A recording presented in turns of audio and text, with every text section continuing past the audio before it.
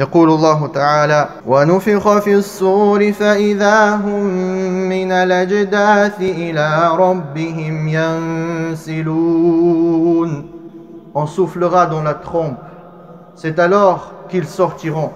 Les gens sortiront de leur tombe en se précipitant vers leur Seigneur.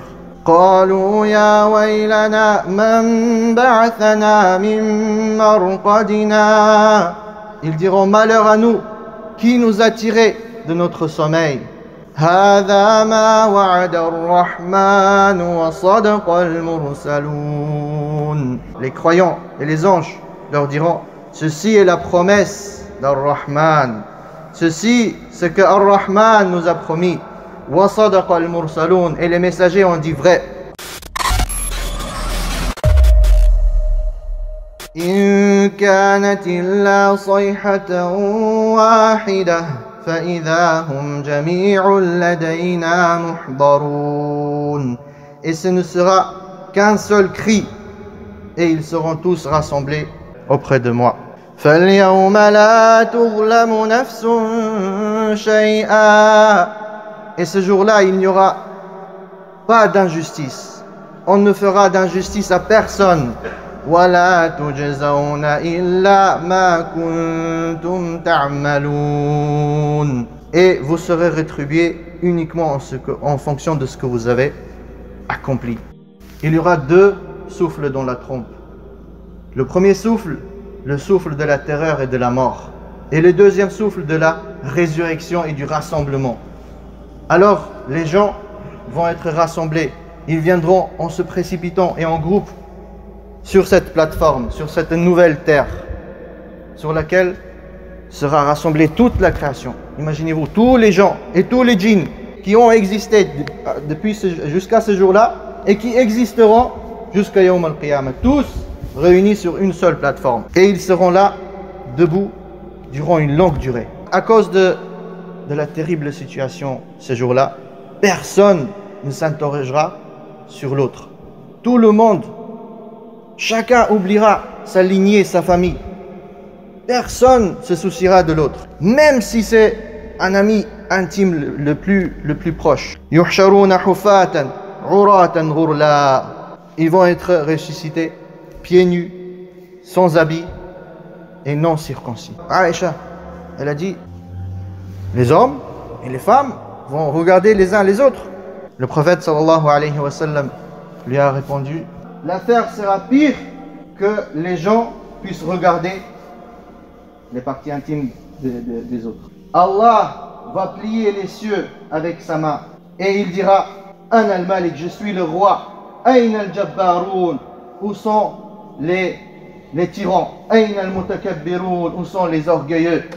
Aïna al-Jabbaroun, où sont ces tyrans qui se permettaient de faire l'injustice et qui croyaient que personne n'est au-dessus de eux, qui croyaient qu'ils peuvent faire ce qu'ils veulent, tuer des gens, prendre leur argent, faire tout ce qu'ils veulent sans rendre compte. Où sont-ils maintenant? Aïna al-Mutakabbiroun, où sont les orgueilleux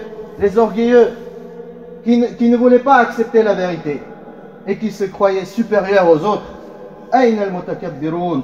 Et il pliera les terres avec sa main et il dira, Aïna al-Jabbaroun, Aïna al-Mutakabbiroun.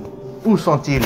Où sont ces tyrans? Où sont ces orgueilleux? وَمَا قَدَرُ اللَّهَ حَقَّ قَدْرِهِ وَالْأَرْضُ جَمِيعًا قَبْضَتُهُ يَوْمَ الْقِيَامَةِ وَالسَّمَاوَاتُ مَطْوِيَّاتٌ بِيَمِينِهِ سُبْحَانَهُ وَتَعَالَى عَمَّا يُشْرِكُونَ. Et ils n'ont pas vénéré Allah comme il le mérite.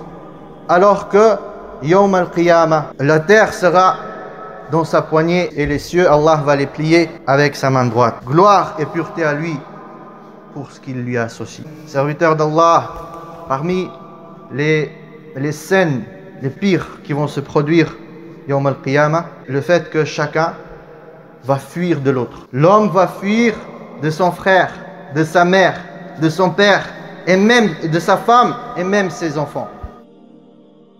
Juste imaginez-vous cette scène. Tu as ton enfant, il est à côté de toi. tu vois qu'il est en train de souffrir, tu vois il est dans un état impossible, il est en train de pleurer le sang, il est en train de se gratter le visage à cause de la tristesse, à cause de la peur. Et toi, tu es là à côté, tu ne le regardes même pas. C'est pas tu vas le voir, tu le prends, tu t'essaies de le calmer. Non. Tu ne lui fais même pas attention. Tu ne le calcules pas. Imagine l'état des gens. Et tout le monde sera dans cet état. Il ne faut pas se dire oui, c'est pour les kuffars, oui, c'est pour ceux qui font des grands péchés. Moi, alhamdoulilah, je viens au Jumu'ah Khlas. Non, on verra que même les prophètes seront dans un état. Les gens vont être debout pendant des longues années. Et le prophète sallallahu alayhi wa sallam, il a dit, il y en aura ceux qui seront dans leur sueur, dans leur transpiration jusqu'aux oreilles. À cause du soleil qui sera rapproché, à cause de la chaleur, à cause du stress, à cause de la peur. Et le prophète sallallahu alayhi wa sallam nous a même dit la durée de ce jour-là. 50 000 ans. 50 000 ans, imaginez-vous. Allahu Akbar. Si un jour tu dois aller au commissariat et voilà, le temps d'attente est long et toute la journée tu es là, mais c'est important pour toi, tu patientes. Mais comment c'est difficile. Imagine 50 000 ans debout en train d'attendre. Il n'y a rien qui se passe. Juste toi avec ta peur, avec tes regrets. Le prophète sallallahu alayhi wa sallam dit, comment serez-vous ce jour-là lorsque vous serez debout devant Allah et qu'il va vous rassembler comme il rassemble les flèches dans leur étui et que Allah tabaraka wa ta'ala ne va pas faire attention à vous, ne va pas vous regarder. Mais alhamdulillah, si tu fais partie des croyants, alhamdulillah, si tu fais partie des pieux, Allah va réduire cette durée pour toi. Le prophète sallallahu alayhi wa sallam a dit, Allah va réduire cette durée à tel point que les croyants le vivront comme la durée d'un coucher du soleil. Alhamdulillah, qu'Allah nous en fasse partie. Pour soulager les croyants, Allah va donner un privilège pour les prophètes. Chaque prophète aura un bassin, un haoud, un bassin qui va soulager les gens durant ce moment terrible. Le prophète sallallahu alayhi wa sallam dit à propos de son haoud, de son bassin, qu'il est d'une largeur d'un mois. Et dans un autre hadith, il a dit sa dimension, sa largeur équivaut à la distance entre Aliyah et Sana'a. Donc Aliyah c'est en Palestine, Yémen. Imaginez-vous la distance. Et il a dit, son eau est plus blanche que le lait. Et les coupes au-dessus de ce bassin sont au nombre des étoiles dans le ciel. Et celui qui boit de ce bassin, ne sera plus jamais assoiffé. Allahu Akbar. Après cet épisode, après ce grand moment difficile, tu vas être debout devant Allah tabaraka wa ta'ala, en attendant quoi? Juste le début du jugement. Après cette époque difficile, Allah va te soulager avec Hawd al-Nabi sallallahu alayhi wa sallam, avec le prophète sallallahu alayhi wa sallam qui t'attend auprès de ce bassin, qui t'attend et qui va te donner ce verre, cette boisson délicieuse, grâce à laquelle, une fois que tu la bois, khlas, plus jamais de soif, c'est fini pour toi. Alhamdulillah. Cependant, il y aura des gens qui seront là avec les musulmans et qui verront ce haoud et qui vont se précipiter comme tous les musulmans. Mais les malaïkas, ils vont les empêcher. Pourquoi ils vont les empêcher? Le prophète sallallahu alayhi wa sallam lui-même va être choqué. Pourquoi vous les empêchez? Ashabi, il va dire, c'est mes compagnons, ils font partie de ma communauté. Al-malaïka, les anges vont dire, la tadri ma ahdathu ba'dak. Tu ne sais pas ce qu'ils ont commis après toi. Tu ne sais pas ce qu'ils ont inventé. Tu ne sais pas ce qu'ils ont innové dans la religion. Tu ne sais pas ce qu'ils ont ramené comme hérésie. Tu ne connais pas toutes les innovations qu'ils ont attribuées à ta religion. Wa'iyadhan billah. Et donc ils vont être éloignés et ils vont être jetés en enfer. Qu'Allah nous en préserve. Chaque prophète, il aura son bassin. Et chaque prophète va se vanter du nombre de ses adeptes qui boiront de ce bassin. Et le prophète sallallahu alayhi wa sallam dit, j'espère être celui qui a le plus d'adeptes qui vont boire de mon haoud.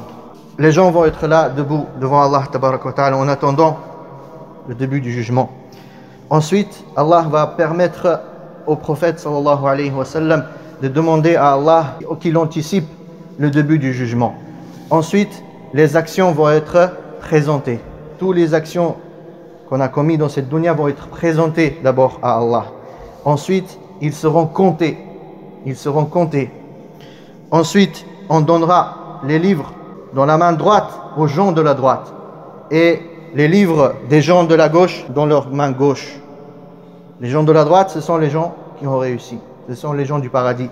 Et les gens de la gauche, ce sont les gens malheureux de l'enfer. Tu vas lire ta biographie. Tout ce que tu as commis. Allah cite dans le Coran. ما لهذا الكتاب لا يغادر صغيرة ولا كبيرة إلا أحصاها. Et tu diras, qu'est-ce que c'est que ce livre? Il n'a délaissé ni une grande action, ni une petite action sans le mentionner. Et ensuite, il y aura Al-Mizan. Donc, toutes ces actions vont être pesées sur la balance. Et Allah tabaraka wa ta'ala mentionne la balance. وَنَضَعُ الْمَوَازِينَ الْقِسْطَ لِيَوْمِ الْقِيَامَةِ. Le jour de la résurrection, on posera les balances de la justice. Allahu Akbar. Là, c'est la vraie justice. C'est pas la justice où tu peux t'en sortir tant que tu as de l'argent. C'est pas la justice où tu peux t'en sortir si tu as du pouvoir et si tu as une autorité. C'est la vraie justice, la justice d'Allah. فَلَا تُظْلَمُ نَفْسٌ شَيْئًا. Et aucune âme ne sera lésée. وَإِن كَانَ مِثْقَالُ حَبَّةٍ مِّنْ خَرْدَلٍ أَتَيْنَا بِهَا. Chaque chose sera prise en compte. Fût-ce le poids d'un grain de moutarde. Fût-ce le poids d'un grain de moutarde. وَكَفَى بِنَا حَاسِبِينَ. Et je suffis qu'on peut pour juger, dit Allah subhanahu wa ta'ala. Et ce jour-là, une autre scène, tu verras les gens de la foi qui auront un visage blanc de lumière, illuminé. Et les visages du kufr, de la mécréance et des péchés seront noirs. Leur visage sera noir.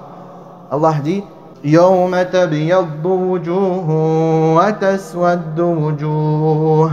Ce jour-là, des visages seront blancs et des visages seront noirs. فَأَمَّا الَّذِينَ اسْوَدَّتْ وُجُوهُهُمْ أَكَفَرْتُمْ بَعْدَ إِيمَانِكُمْ فَذُوقُوا الْعَذَابَ بِمَا كُنْتُمْ تَكْفُرُونَ. Ceux qui auront le visage noir, on leur dira, pourquoi vous avez mécru? Pourquoi vous avez mécru après avoir eu la foi?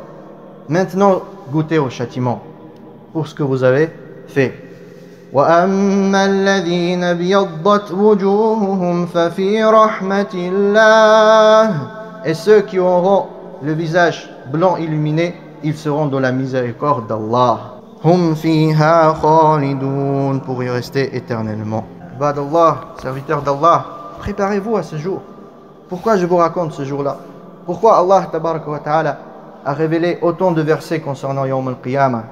Et il le répète à chaque fois, sur chaque page, tu peux voir une mention de l'Qiyamah. Pourquoi tout ça? Pour que toi tu te rappelles et que tu commences à œuvrer, à préparer ce jour-là. Oh, celui qui est dans la négligence, dans cette dunya, à cause de cette dunya, qui le distrait de l'obéissance d'Allah. Réveille-toi, réveille-toi. Tu as entendu ce qui t'attend. Ne sois pas endormi. Réveille-toi, c'est le moment.